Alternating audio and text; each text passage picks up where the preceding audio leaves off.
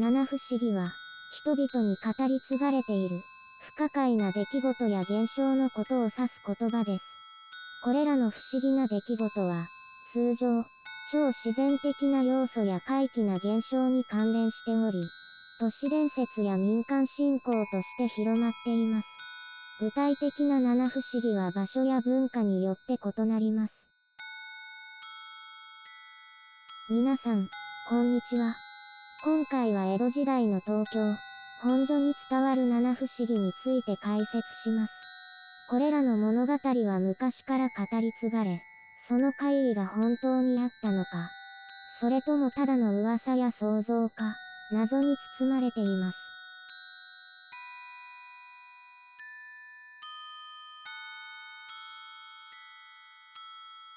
置いてけぼり。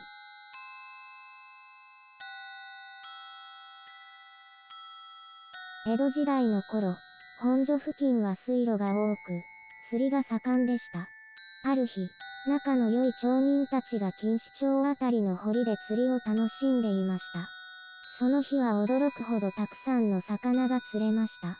夕暮れになり、喜び勇んで帰ろうとしたところ、堀の中から、置いていけ、という恐ろしい声が響きました。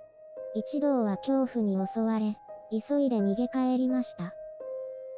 家に着いてからビクを覗くと、あれほど釣れた魚が、なぜか一匹も入っていなかったということです。この怪談には他にも派生した物語が存在します。例えば、現場にビクを捨てて逃げ帰り、後で戻ると中身が空だった。逃げた先でのっぺらぼうに遭遇した。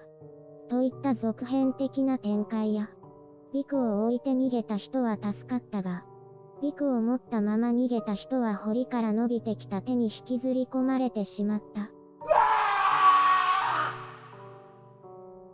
といった話があります。送り提灯。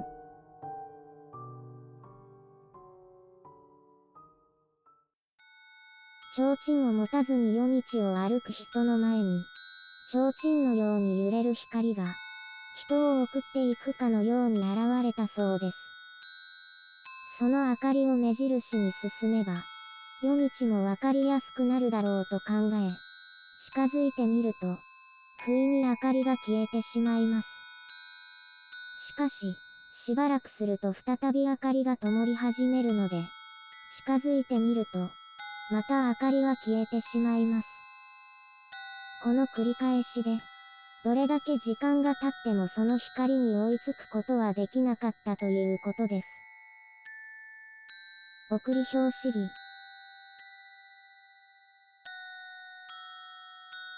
江戸時代、割下水の周辺で、火の用心と唱えながら拍子木を打つと、打ち終えたはずの拍子木の音が、同じリズムで繰り返されたそうです。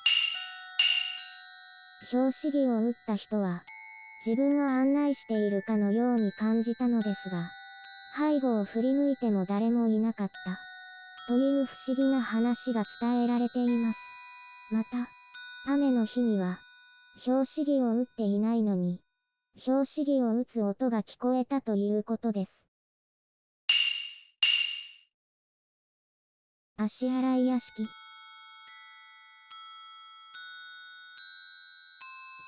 江戸時代、本所三笠町、現在の墨田区亀沢にあった、旗本、美濃笠之助の屋敷での出来事です。屋敷では毎晩、午前3時頃になると、生臭い風とともに、大きな音がして、屋敷全体が揺れ動きました。そして、足を洗え、という声が響くと同時に、剛毛に覆われた巨大な足が、バリバリと天井を破って降りてきました。家人が指示通りに足を洗うと、足は天井裏に戻りました。しかし毎晩同じ怪異が繰り返され、洗わないと足の主が怒って、家中の天井を破って暴れました。美濃笠之助は、この怪奇現象に我慢ができなくなり、同僚の旗本に事情を話しました。話を聞いた同僚は、屋敷の怪異にとても興味を持ち、主君の許可を得て、お互いの屋敷を交換しました。ところが、同僚が怪異の起きていた屋敷に移り住むと、足は二度と現れず、その後、不思議な出来事は起きなくなりました。明かりなしそば、消えずの行灯。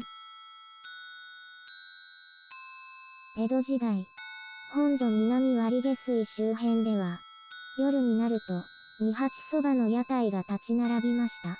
しかし、そのうちの一軒は、いつ訪れても店の主人がおらず、夜が明けるまで待っても、結局現れない。という出来事が繰り返されていました。また、店先に掲げられた行灯の明かりは、常に消えていたと伝えられています。この行灯に火を灯すと、帰宅後に必ず不幸が起こりました。やがて、この店によるだけで、不幸に見舞われるという噂が立つようになりました。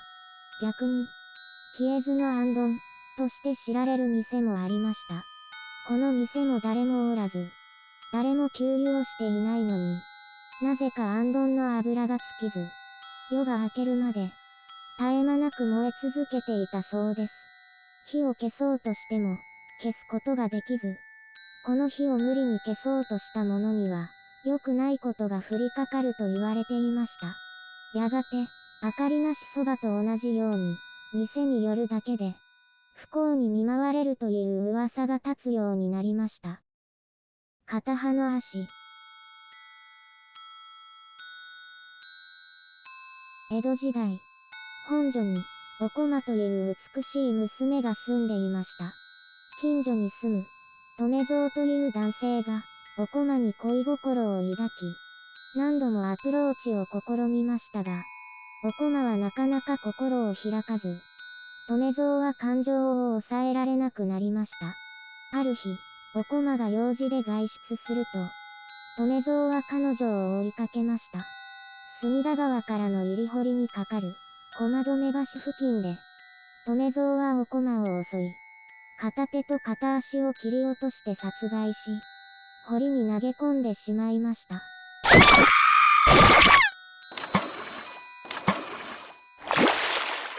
これ以降、駒止橋付近の堀の周りに生える足は、片方だけの歯しかつかなくなったと言われています。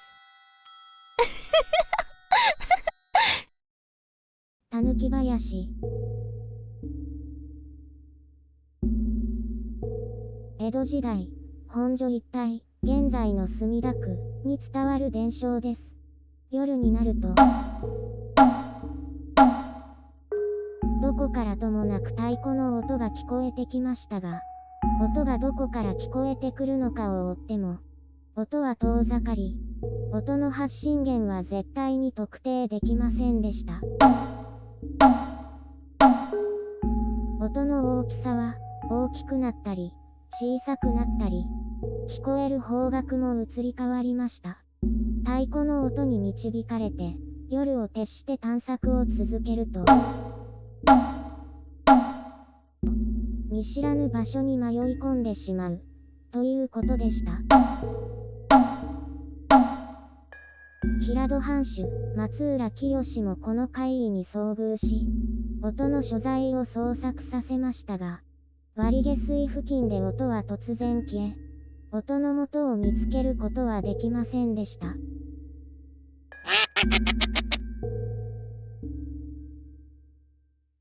いかがでしたか？本所七不思議は、時代や記録する人によって違いがあるため、7つ以上の話が存在します。今回ご紹介をした話以外にも伝承があるので、機会があれば動画作成をしたいと思います。このチャンネルでは、妖怪の伝承を紹介しています。気に入っていただけた方は、チャンネル登録をお願いします。また見てね。